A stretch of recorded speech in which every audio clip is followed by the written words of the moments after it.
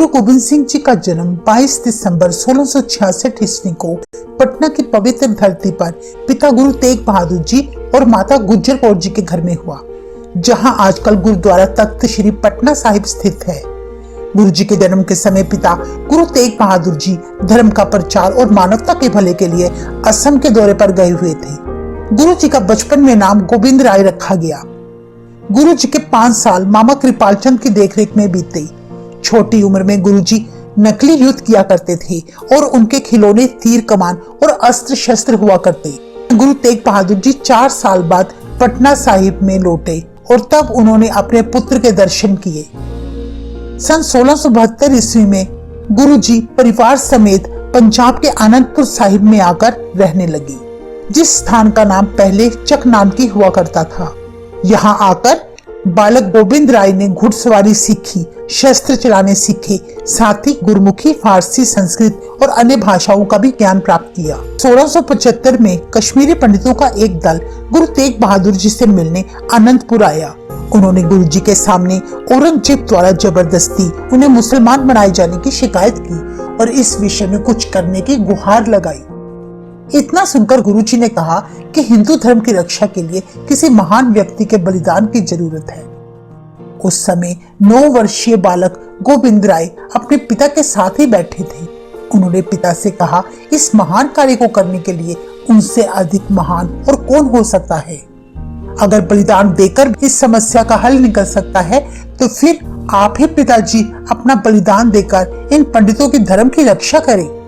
अपने पुत्र के मुख से ऐसे वचन सुनकर गुरु तेग बहादुर जी बहुत खुश हुए और पंडितों को कहने लगे, आप औरंगजेब को खबर कर दें कि अगर हमारे आनंदपुर वासी गुरु इस्लाम धर्म कबूल कर लेते हैं तब हम भी इस्लाम धर्म कबूल कर लेंगे। पंडितों के द्वारा यह खबर औरंगजेब को भेजी गई। इसके बाद औरंगजेब ने गुरु जी को दिल्ली बुलाकर बंदी बना लिया। उन्हें इस्लाम धर्म अपनाने की पेशकश की। गुरु जी द्वारा इस्लाम कबूल ना करने पर 11 नवंबर 1675 ईस्वी में दिल्ली के चांदनी चौक में बड़ी क्रूरता के साथ उन्हें शहीद कर दिया गया। अपनी शहीदी से पहले ही अंतर्यामी गुरु तेग बहादुर जी ने अपने पुत्र श्री गोविंद राय को 5 पैसे और नारियल की भेंट देकर सिखों का 10वां गुरु घोषित कर दिया। 9 वर्ष की उम्र में गुरु गद्दे पर बैठते ही गुरु गोविंद सिंह जी को बहुत सारी मुश्किलों का सामना करना पड़ा। फिर भी उन्होंने बड़े धैर्य से मुकाबला करते हुए सिख पंथ का शक्तिशाली नेतृत्व किया। सबसे बड़ी समस्या मुगल सम्राट औरंगजेब की धार्मिक कट्टरता थी। वे सारे देश को जबरदस्ती इस्लामिक देश बनाना चाहता था। उसने हिंदुओं को जबरदस्ती मुसलमान बनाना शुरू कर दिया, उनके मंदिर गिरवा दिए और उन पर जजिया टैक्स लगाया। पंजाब के गवर्नर तथा अन्य अधिकारी भी बहुत निर्दयी थे, जैसे कि सरहद का फौजदार वजीर खां। वे सिखों को खत्म करने की ताक में था। चाहे बहुत से हिंदू औरंगजेब से घृणा करते थे, पर कुछ पहाड़ी राजाओं जैसे लोग भी थे जो मुगलों की आज्ञा का पालन करने में गर्व महसूस करते थे। वे गुरु जी की बढ़ती हुई लोकप्रियता से ईर्ष्या करने लगे और उनके खिलाफ साजिशें रचने लगे। उस समय के हिंदुओं में इतनी शक्ति नहीं थी कि वे मुगलों के अत्याचारों का अकेले सामना कर सके। दूसरी तरफ गुरु हर राय जी का भाई धीरमल और बेटा राम राय ने गुरुगद्दी ना मिलने के कारण गुरु तेग बहादुर जी के खिलाफ बहुत सी साजिशें रची और वही कुछ वे गुरु गोविंद सिंह जी के साथ भी कर रहे थे। इतनी कठिनाइयों के बावजूद कुछ अच्छी बातें भी थी जो गुरु गोविंद सिंह जी के लिए बहुत सहायक सिद्ध हुई। सबसे पहली चीज थी कि गुरु नानक देव जी से लेकर गुरु तेग बहादुर जी तक सभी गुरुओं ने मिलकर यूनिटी में काम किया था, जिससे उनको चाहने वाले, उनको मानने वाले भी एकता के बंधन में बंधते चले गए। और दूसरी चीज थी कि माझा और मालवा क्षेत्र के कई जाट सिख धर्म में शामिल हो गए। वे लोग स्वभाव से ही लड़ाकू और आजादी के दीवाने थे। इन लोगों को गुरुजी ने मुगलों के खिलाफ अपनी सेना में शामिल करके ट्रेनिंग दी। गुरुजी द्वारा युद्ध की तैयारियां दूर दूर तक फैल गई। संगतों को आदेश दिया गया कि वे गुरुजी को शस्त्र और घोड़े भेंट करें। गुरुजी का आदेश पालन करके जल्द ही तरह तरह के शस्त्र और घोड़े भेंट किए जाने लगे। गुरु गोविंद सिंह जी की सैनिक गतिविधियां देखकर पहाड़ी राजे मन ही मन गुरुजी से जलने लगे। उन्हें डर था कि कहीं उनकी रियासत में गुरुजी एक स्वतंत्र राज्य न बना दे। गुरुजी ने मुगलों की नजर से और पहाड़ी राजाओं की नजर से दूर यमुना नदी के किनारे एक सुंदर स्थान पर शानदार किला बनवाया, जिसका नाम दिया गया पोंटा साहिब। 1675 ईस्वी में 9वें गुरु श्री तेग बहादुर जी की शहीदी के बाद सिखों की मानसिक दशा को बहुत गहरी चोट पहुंची थी। उन सब में नया जोश भरने के लिए गुरुजी ने साहित्य का सहारा लिया। इतिहास में दर्ज है कि गुरुजी ने 52 विद्वानों और कवियों की सहायता से उच्च कोटि की रचनाएं जैसे चंडी दीवार, अकाल उस्तत, कृष्ण अवतार लिखी, जिन्हें पढ़कर सिखों में फिर से वीरता और उत्साह की भावना पैदा होनी शुरू हो गई। इसके साथ ही गुरुजी ने उनके सैनिक अभियान भी शुरू कर दिए। घुड़सवारी, तीरंदाजी और तलवार चलाना भी उन्हें सिखाया। 1687 ईस्वी में गुरुजी सडोरा चले गए, जो कि हिमाचल से 25 किलोमीटर की दूरी पर है।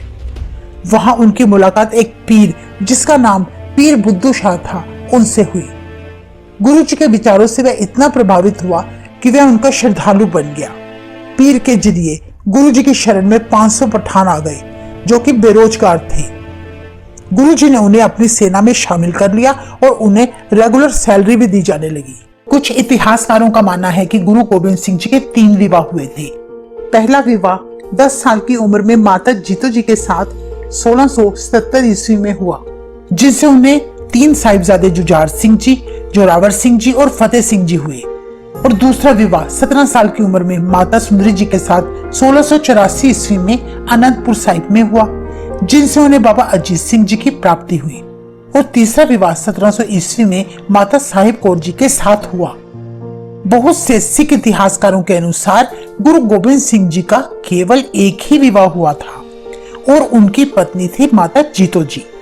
बहुत सुंदर रूप होने के कारण उनका नाम ही माता सुंदरी रख दिया गया था। माता जीतो जी के 2 नाम होने के कारण लोगों में भ्रम फैल गया कि गुरु जी की 2 पत्नियां यानी माता जीतो जी और माता सुंदरी जी हैं।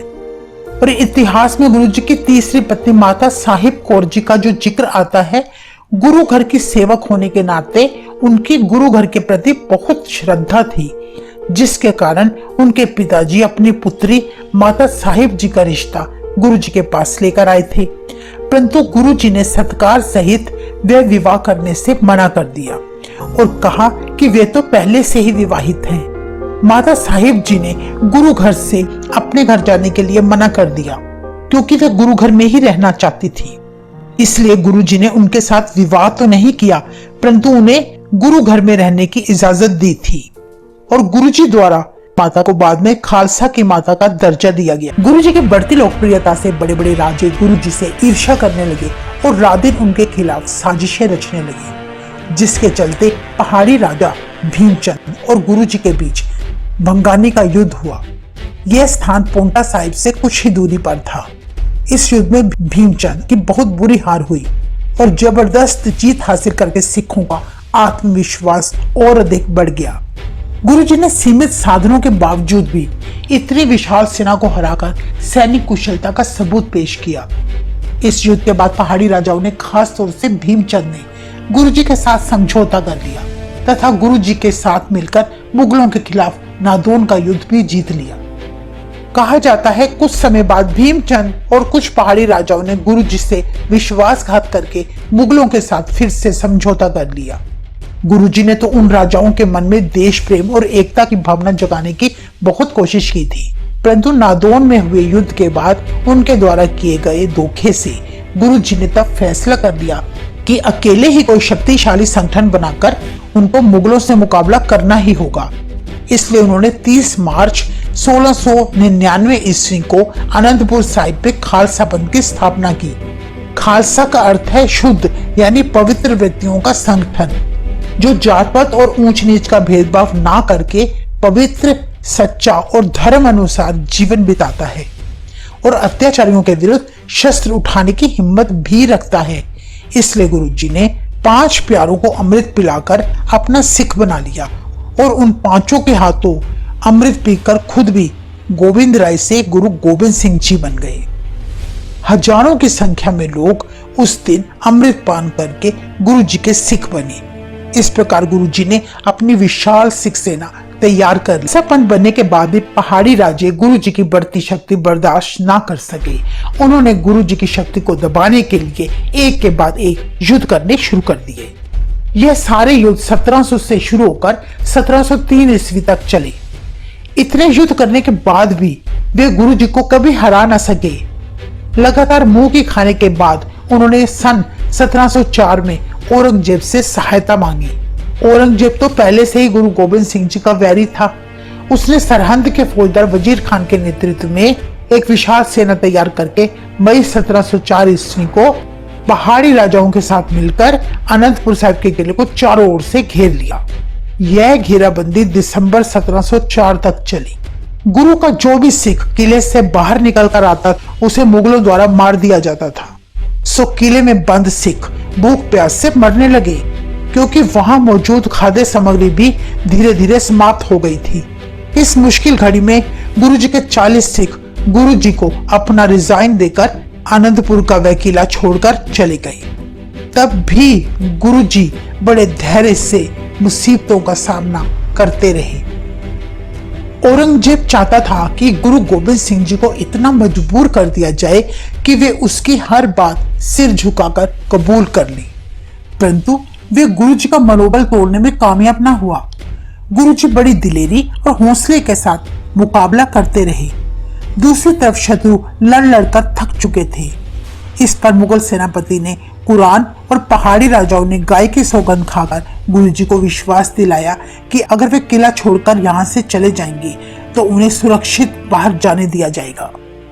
गुरु जी को शत्रु की झूठी कस्मों पर बिल्कुल विश्वास नहीं था, परंतु माता गुजरी जी तथा अन्य सिखों के कहने पर गुरु जी ने 21 दिसंबर 1704 ईस्वी को अनंतपुर का किला छोड़ दिया। गुरु जी और उनके सिख अभी थोड़ी ही दूर गए थे कि मुगलों की सेना ने अपनी कस्में भुलाकर पीछे से हमला बोल दिया। भाई उदय सिंह के नेतृत्व में 50 सिखों को गुरु जी ने शत्रु सेना को रोकने के लिए आदेश दिया और खुद आगे बढ़ते गए। यह लड़ाई सरसा नदी के पास हुई थी। भाई उदय सिंह व बाकी सिखों ने शत्रु को मरते दम तक रोके रखा। उस समय सरसा नदी में बाढ़ आई हुई थी। नदी पार करते समय बहुत से गुरु जी के बेशकीमती ग्रंथ भी बह गए। इस भगदड़ में गुरु जी का सारा परिवार उनसे बिछड़ गया। छोटे 2 साहिबजादे और माता गुजरी जी सहेड़ी गांव की तरफ चले गए और दोनों बड़े साहिबजादे और गुरु गोबिंद सिंह जी चमकौर साहिब अपने कुछ सिखों को साथ लेकर चले गए। ही दिन चमकौर की गढ़ी में एक बहुत घमासान युद्ध हुआ, जो दुनिया के इतिहास में बहुत बड़ी जंग थी। एक तरफ गुरु जी के 40 सिख थे और दूसरी ओर मुगलों की 10 लाख की फौज। थोड़े से सिख होने के बाद भी गुरु जी की फौज ने शेरों की तरह शत्रुओं का बड़ी वीरता और साहस से सामना किया। इस युद्ध में गुरु जी के 2 साहिबजादे बाबा अजीत सिंह जी और बाबा जुझार सिंह जी शहीद हो गए। अपने मासूम बच्चों को, जिनकी उम्र केवल 17 साल और 13 साल थी, अपनी आंखों के सामने शहीद होते देखा। धन्य है ऐसे पिता जो एक पल के लिए भी डावाडोल नहीं हुए, बल्कि उनकी शहीदी के तुरंत बाद जो बोले सो निहाल के जयकारे लगाने लगे। 40 सिख शत्रु की 10 लाख की फौज पर भारी पड़े। इस जंग में मुगलों की बुरी तरह से हार हुई। वे गुरु जी को पकड़ने में नाकामयाब हुए। सरसा नदी से बिछड़कर माता गुजरी जी और छोटे साहिबजादे बाबा जोरावर सिंह और बाबा फतेह सिंह चलते चलते सहेड़ी गांव में पहुंच गए।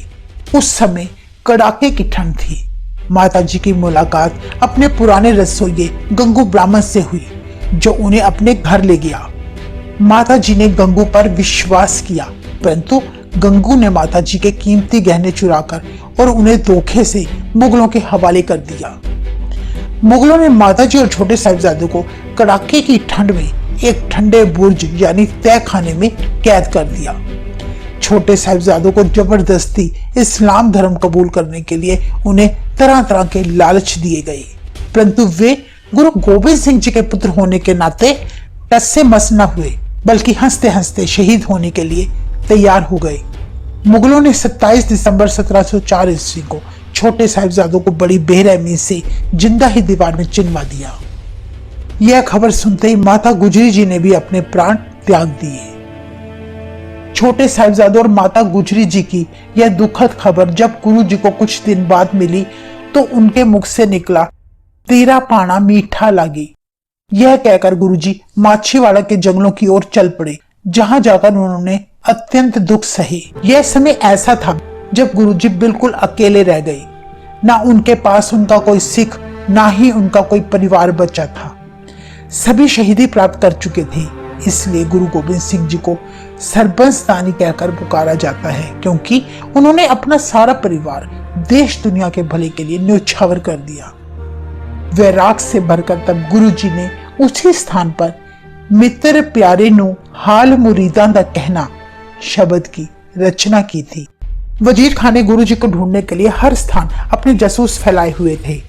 भनक मिलने पर वे माछीवाड़ा आ गए, जहां गुरु जी आसानी से पकड़े जा सकते थे। कहा जाता है तभी गुरु जी के भक्त 2 मुसलमान भाई नबी खां और गनी खां गुरु जी को बड़े सम्मान सहित अपने घर ले आए। मुगलों के सैनिक कभी भी वहां पहुंच सकते थे। इस खतरे को समझते हुए उन दोनों भाइयों ने गुरु जी को एक पालकी में बिठाया और किसी सुरक्षित स्थान पर ले जाने लगे। थोड़ी दूर पहुंचते ही मुगलों ने पालकी साहब रुकवाकर पूछा तो जवाब में नबी खान ने बताया कि ये हमारे उच्चता पीर हैं, यानी सबसे बड़े पीर साहिब। इतना सुनकर शत्रु ने उन्हें जाने की इजाजत दे दी। कुछ दिनों बाद गुरुजी ने औरंगजेब को एक पत्र लिखा, जिसे फारसी में जफरनामा कहा जाता है। उसमें गुरुजी ने औरंगजेब की धार्मिक असहनशीलता की नीति का जोरदार विरोध किया और उनके द्वारा अत्याचारी मुगलों के विरुद्ध तलवार उठाना सही कहा, जिसमें यह भी लिखा था कि चाहे 4 पुत्रों समेत बहुत से सिख शहीद हो गए हैं, लेकिन याद रखना मेरे हजारों पुत्र अभी भी जीवित हैं। 29 दिसंबर 1705 ईस्वी को खिदराना में गुरुजी ने मुगलों के साथ अपने जीवन का आखिरी युद्ध लड़ा। उसे मुक्तसर की जंग कहा जाता है। इस युद्ध में सिख सेना में वो 40 सिख भी मौजूद थे जिन्होंने कभी गुरुजी को आनंदपुर साहिब में रिजाइन दिया था। उन्हें अपनी उस गलती का बेहद पछतावा था, इसलिए उन्होंने वीरता के साथ मुगलों के खिलाफ वह युद्ध लड़ा। इस युद्ध में भी पहले हुए युद्धों की तरह उनके पास थोड़े से ही सिख थे, परंतु उन्होंने बहादुरी और दिलेरी के साथ ये युद्ध भी जीत लिया। इस युद्ध में 40 सिख भी शहीद हो चुके थे। शहादत से पहले उन्होंने गुरुजी से माफी मांगते हुए प्रार्थना की कि आप उस पे दावे को, यानी उस रिजाइन लेटर को फाड़ दें। तब गुरुजी ने उनकी कुर्बानी को देखते हुए वह दावा उसी पल अपने कमर कस्से में से निकालकर फाड़ दिया। इस घटना के बाद से ही वह सिख 40 मुक्ते के नाम से अमर हो गए। उनकी याद में खिदराना में उस स्थान को मुक्तसर कहा जाने लगा। 40 मुक्तों का नाम सिखों द्वारा रोज की जाने वाली अरदास में कहा जाता है। 1706 ईस्वी को गुरुजी दमदमा साहिब पहुंचे, जहां उन्होंने भाई मनी सिंह जी की सहायता से आदि ग्रंथ में संशोधन करके उसे श्री गुरु ग्रंथ साहिब जी नाम दिया। इसमें उन्होंने अपने पिता श्री तेग बहादुर जी की बानी भी शामिल की।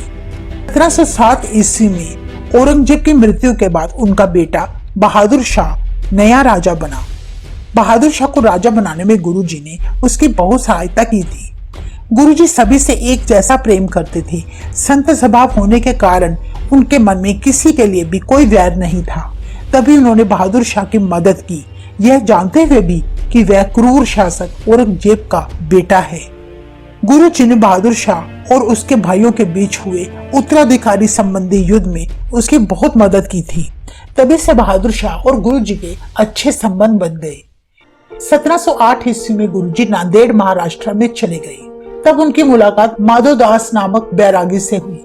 गुरुजी के वचनों को सुनकर वह इतना प्रभावित हुआ कि वह गुरुजी का मुरीद बन गया।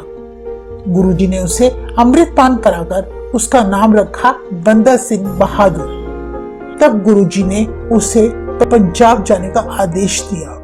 गुरुजी ने बंदा सिंह बहादुर को अपने 5 तीर, नगाड़ा और निशान साहिब भेंट किए तथा उसके साथ अपने कुछ सिख भी पंजाब के लिए रवाना कर दिए। और दूसरी तरफ गुरुजी और बहादुर शाह के बीच बढ़ती मित्रता सरहंद के नवाब वजीर खान को बिल्कुल रास न आई।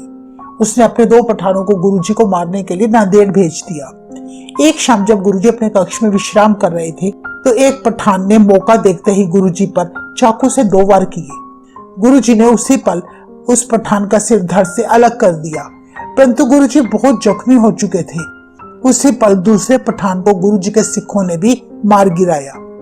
गुरुजी के घाव का इलाज करवाया गया, परंतु घाव गहरा होने के कारण जब ठीक होने की उम्मीद ना रही, तब गुरुजी ने 6 अक्टूबर 1708 ईस्वी में श्री गुरु ग्रंथ साहिब जी को 11वां गुरु घोषित करते हुए आदेश दिया कि अब से कोई देहधारी गुरु नहीं होगा, हम सबके गुरु अब से श्री गुरु ग्रंथ साहिब जी होंगे।